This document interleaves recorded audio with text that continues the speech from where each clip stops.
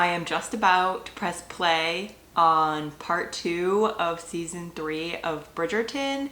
I just got done from work and doing all my errands for the day.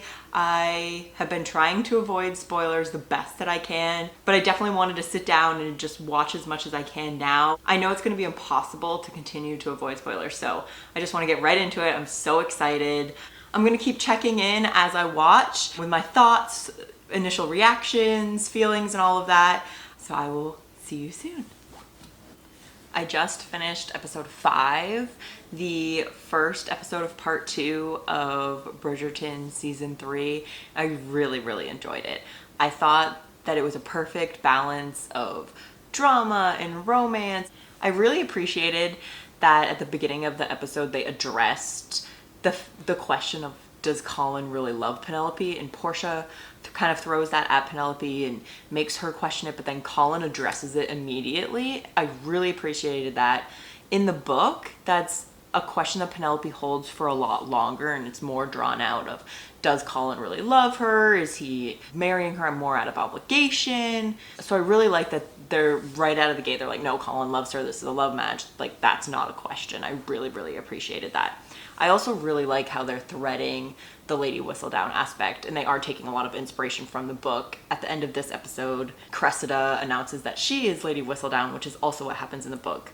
I also like the twist that Eloise, along with Penelope, knows that she's Lady Whistledown, and it's just that whole weird dynamic with Cressida and Eloise and Penelope that's been going on throughout the whole season. So I'm really excited to see how that continues for the rest of the episodes for this season. I've also really enjoyed Kate and Anthony's storyline so far. With Kate becoming more of a role of Bridgerton, I loved her conversation with Eloise and trying to support her. I think they did a great job of threading the drama between all the different storylines into this episode. I'm really interested to see where it goes from here. I think this may actually bring Penelope and Eloise a little bit closer, because Eloise is going to know kind of what that does to Pen, with Cressida taking credit for Lady Whistledown. I think more so than Colin. So I'm interested to see now if Colin finds out in this next episode.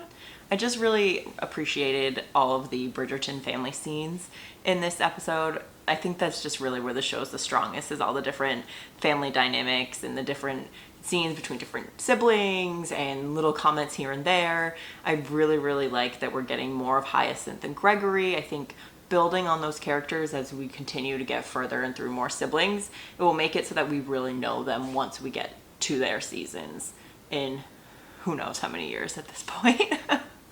Okay, I'm gonna start watching episode 2, and I will be back with my thoughts on that later. I just finished episode 6. That ending, I did not see that coming at all, even though I probably should have, having read the book. I was very convinced that Penelope was going to tell Colin that she was Lady Whistledown, but I think I like it. I don't know. I like the callback to the book that Colin found out in a very similar way. By following Penelope, he found out that she was Lady Whistledown. I'm just very fascinated to see how it plays out, considering that they're at a much different place in their relationship. Right? In the books, it's before they get engaged, before the carriage scene, he finds out she's Lady Whistledown. And in the show, they're supposed to be married in a couple weeks. They're very much in love. They're engaged. I'm very interested to see how that impacts Colin's reception of it and him kind of accepting that Penelope is Lady Whistledown. I imagine that Eloise will play a role in it, because Colin has someone else to talk to about Penelope being Lady Whistledown. I think Eloise can kind of help him process, or at least talk about her perspective with it. I really liked Eloise and Penelope's relationship in this episode, and their friendship kind of coming back, and Eloise and Penelope coming together once Cressida's kind of made a power move as Lady Whistledown, and them coming together to be like, we have to stop her, and Eloise giving Penelope the go-ahead of like, yeah, definitely write this, you have to stop her. I've really been missing the Eloise and Penelope friendship. I like that they spent a long time though, and like kind of lingering in that hurt, and them both wanting and needing that friendship, but not being able to take that step to reconcile and rekindle it. I'm just glad that I think we're gonna get some more Penelope's content, but also Penelope, Eloise, and Colin as a trio in that dynamic, which I'm really excited for. I've really liked the Penelope, Eloise, Colin storylines so far in part 2. I'm a little bit curious about what they're doing with Benedict. I'm interested to see if they just hinted in this episode kind of like the bisexual aspect. Are they going to go that route with him? That's something I know that fans and people have been speculating about for a long time, is if they'll do that with his character, if they'll have Sophie maybe perhaps be played by a guy, or at least have Benedict, before his relationship with Sophie, explore his sexuality. So I'm interested to see where that's going, because they haven't really done a whole lot with his character other than having some of these like small find yourself plots in each season and then cute scenes with Hyacinth and Gregory. But other than that, they haven't had a lot of development that is consistent with Benedict's character. I'm also very curious about what they're doing with Francesca and Violet's relationship and how Violet is receiving Francesca's relationship with John. I find it very fascinating, and I'm interested to see where they're going with that, because I'm not quite sure what they're trying to convey with it, but it is very interesting how Violet has been so accepting of all of her other children's matches while she's being very hesitant with Francesca. So I wonder if there's something deeper there and she'll be proven right, or if this is something that Violet needs to overcome. I wish they had Francesca have someone else to talk to within the Bridgerton family. I know she feels kind of like an outsider and doesn't feel like she really belongs with her siblings, but I wish that she had someone she could talk to, because she just feels so isolated and alone. And it doesn't seem like any of her siblings really recognize that either, which is a little unfortunate. I wish she had at least one stronger connection within her family. I am very interested to see how the rest of this Lady Whistledown stuff plays out with Cressida and where she ends up at the end of the season. It still hasn't been revealed who the season 4 lead is yet, and I'm interested to see if they tip their hand. It could be Francesca. They're giving Francesca a lot more screen time and a lot more play with her romance with John than I had anticipated. I'm hoping it's Benedict and they give us a little bit more with Francesca and John next season before Francesca's main romance, but I'm at the point where I wouldn't be surprised if it is Francesca. I would be very surprised if it is not Francesca or Benedict. If it's Eloise, I will be shocked. I will see you once I'm done episode 7. There was so much happening in that one episode. Not surprised by Colin's initial reaction to Penelope being Lady Whistledown, just being very angry. I think one thing that bothers me a little bit about Bridgerton as a series, and I wish we got more of, were deeper conversations. Often when a character is conflicted, they don't have someone to really confide in and discuss. A lot of the conversations or comments are very surface level. And I wish Colin and Penelope would just sit down and talk this out. At the end of the episode, the main conflict that they still have is that Penelope wants to continue being Lady Whistledown and Colin doesn't want her to do that. And I think if they sat down and really had a conversation about why they each feel that way, it could get them further along and really to a point where they're processing and get to a decision about this conflict. I think another instance of this is the scene with Benedict and Eloise after Colin and Penelope's wedding, where they're both kind of surface about things, and that's one thing that's missing. Their sibling relationship is shown really on a surface level, and I hope we get a little bit more of that bond or a deeper relationship going forward. We finally got bisexual Benedict, which I know a lot of people have been waiting for a really long time. And I'm excited to see the representation, but it makes me very curious to see where they're going to go with Benedict's romance. In this episode, there were really 2 scenes that stood out to me and I think stuck with me. And one is when Colin confronts Eloise about knowing that Penelope was Lady Whistledown. I think the scene overall is just very heartbreaking. They're both very conflicted in their feelings about Penelope as Lady Whistledown, because they really don't like Lady Whistledown. They don't like some of the things Penelope has done as Lady Whistledown, but they both love Penelope.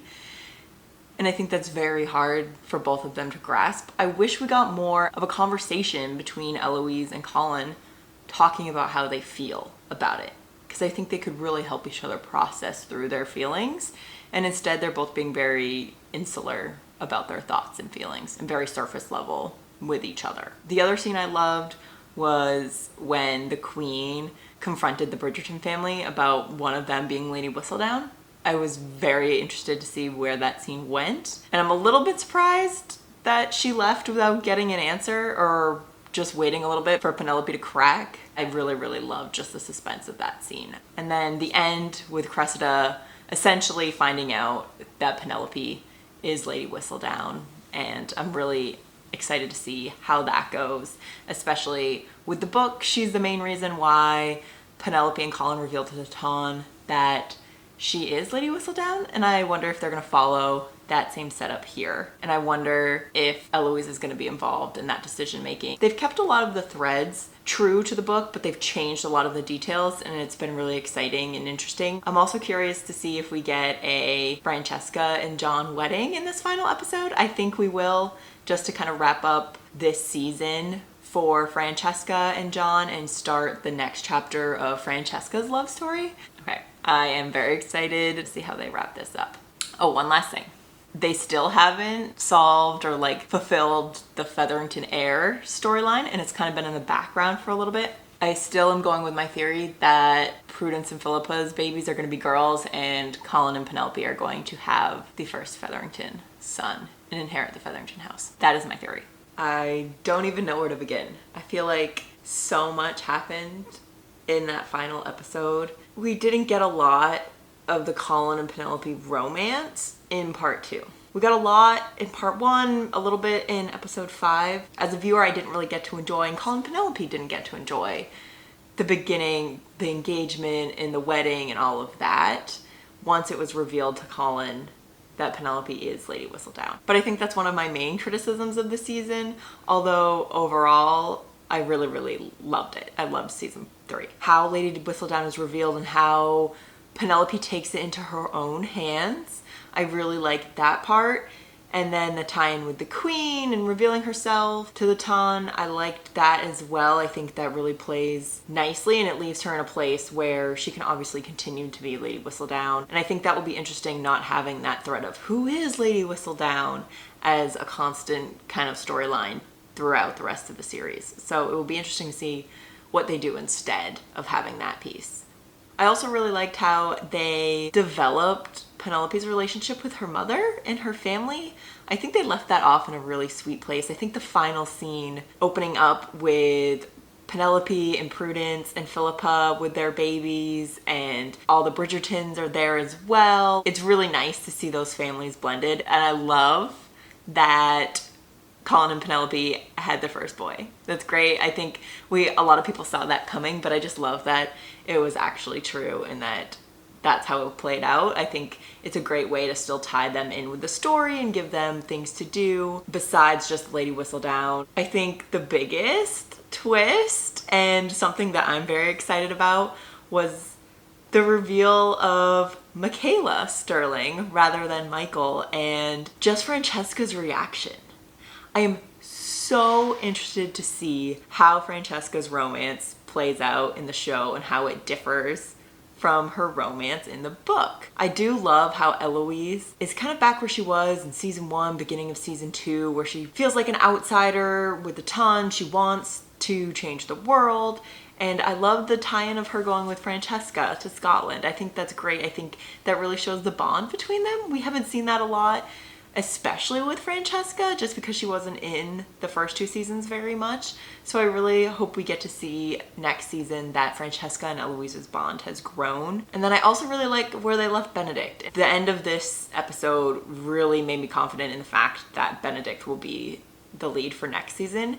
I think he's ready at the end. He's kind of alone after Eloise is going with Francesca and Colin's with Penelope and obviously Anthony and Kate. And then it's just Benedict and his 2 really young siblings, and I think he feels kind of lost and alone. And I love the little tease that they give when he says goodbye to Eloise about her coming back for Violet's masquerade ball. Benedict has been such a side character with not a lot of major plot for the first 3 seasons, so I think it would be really nice to finally get to know him more, get him more screen time, more meaningful development as a character. So I really can't wait for that from Benedict. I just really liked the end of the season. I think especially the end of this episode just made me so curious and so interested in what they're going to do going forward with all of the characters and the plots. They've really developed these characters really well, and I've grown so attached to them, and I can't believe it's going to be like another 2 years before we get Bridgerton back. I can't. I also think it's very curious how they left Cressida.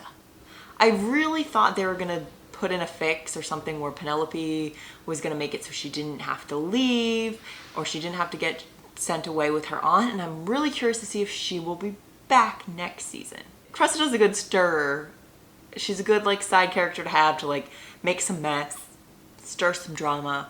So it's interesting if they really do just get rid of her, especially because they made her such a sympathetic kind of villain. Like, why would they go through all the effort of humanizing her if they were just gonna banish her at the end of the season? Overall, I really enjoyed this season. I think they did a great job. Like, it was very interesting and endearing and dramatic, and I really do love these characters.